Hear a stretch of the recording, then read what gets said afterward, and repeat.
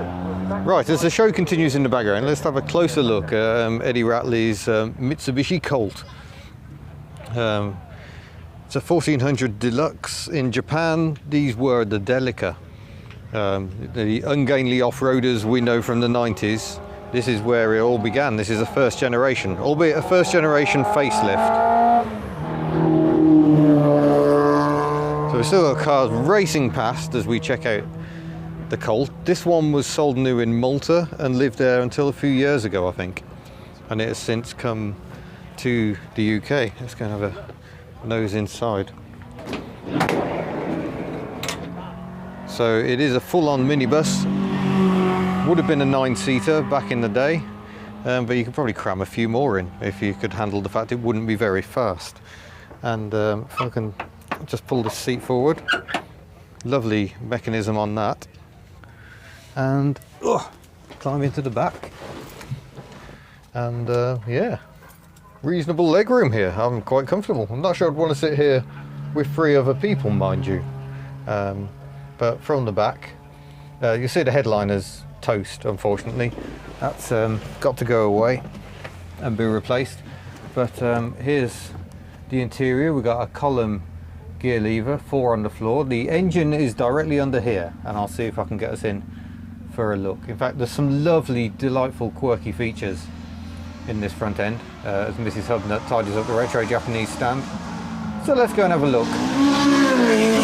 Right, let's have a look in the front of this fantastic little van. Particularly like the fresh air arrangement, which is under here. The passenger can kick that with their foot and then pull it closed, or push that bit. Opens a little fresh air vent for you. The driver has one too, but obviously the driver's feet are a bit busy, so there's a flap up here which operates the ventilation there. We've got push-pull handbrake, we've got column gear lever there, very tight action on it, look. We've got a radio, we've got heater controls that seem to be missing, and it looks like a pull switch for the windscreen wipers. So let's see if I can access the engine. So with the seat lifted up, we access the engine. So it's practically mid-mounted. The axle line is here, so this is in the middle of the vehicle really. There's also an additional little flap that comes up with the driver's seat should you need to get the distributor and everything. But this is the old Neptune engine of Mitsubishi's, so quite an elderly unit, overhead valve, 1.4 litres, and yeah, you don't want a coolant explosion while you're driving along, do you really?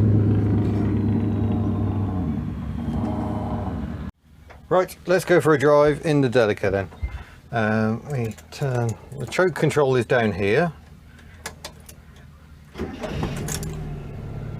Of course, it starts beautifully in a way a Dacia just doesn't. That should be first gear. Handbrake off. Oh, this feels very strange.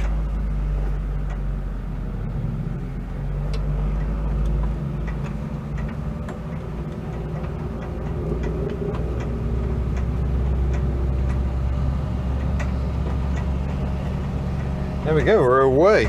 Bit less choke maybe.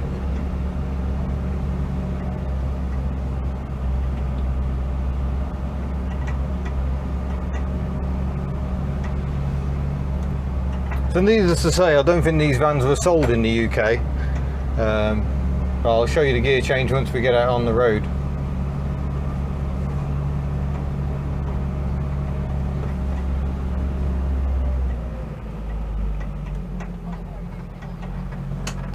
Very smooth, certainly. Let's find out where this Porsche's going.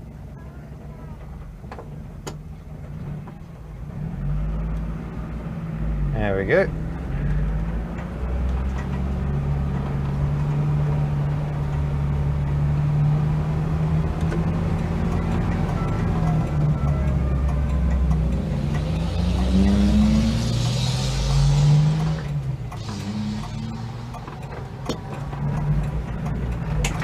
Oh, there we go.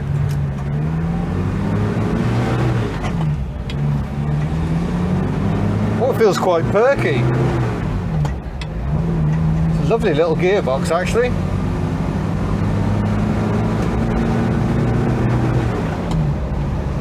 That's a lovely, lovely action. I'm going to do my window up because it's doing my hair no favours. We'll overtake some powerful vehicles.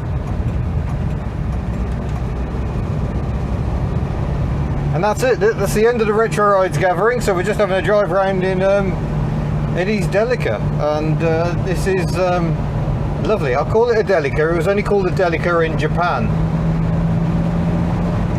It was called all sorts of things. In the UK, they thought we wouldn't be able to say Mitsubishi, so they called them all Colts, which is presumably something to do with how this car ended up being called a Colt. All very confusing, but the Japanese do like their brands and sub-brands.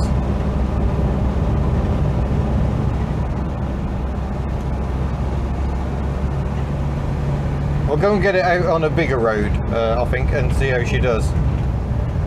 But at least at this time of day, the queues have gone down, certainly.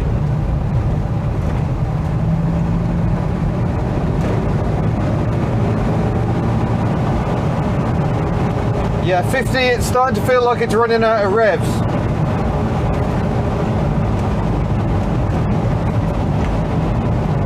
And Eddie's got to drive at 160 miles to get home, but yeah, brakes are reassuring. Perhaps even slightly better than a mighty Dacia.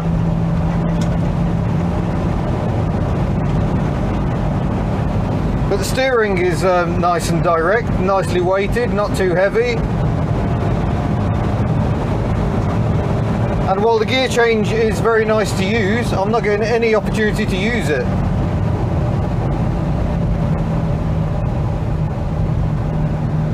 Is that screen wash? Where's screen wash, do you reckon? That's just wipers. Ah, twist. Oh, there we go.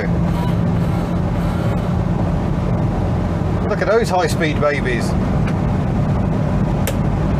Marvellous. The lights are on a pull switch over this side. Sorry, I do like wipers, don't I?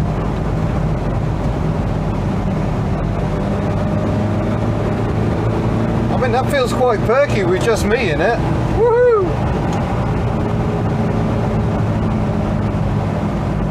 But I don't think we'll be doing a 0 to 60 because I think a 0 to 60 might be quite painful for car and occupants.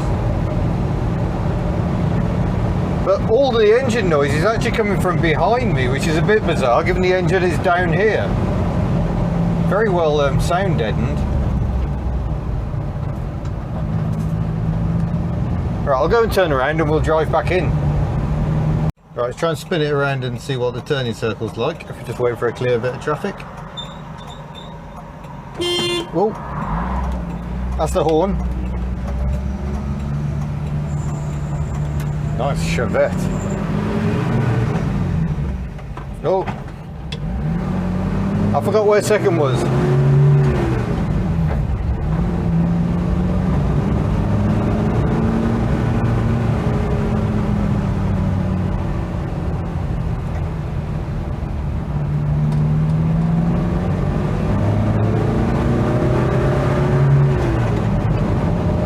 Yeah, this feels very lively for 1975.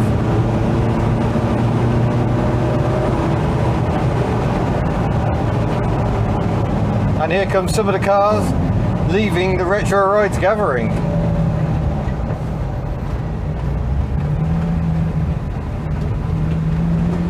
Almost do gear changes without letting go of the steering wheel.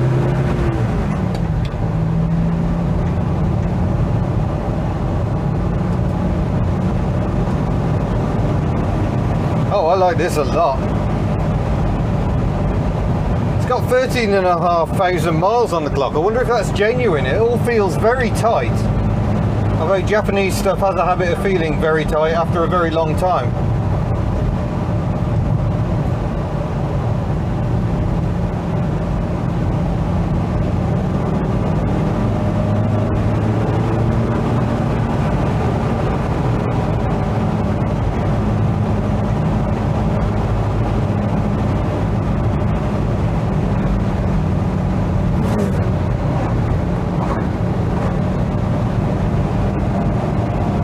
Marvellous. Anyway, thank you very much for watching. Don't forget to subscribe before you go, and I shall see you in a future video. Farewell.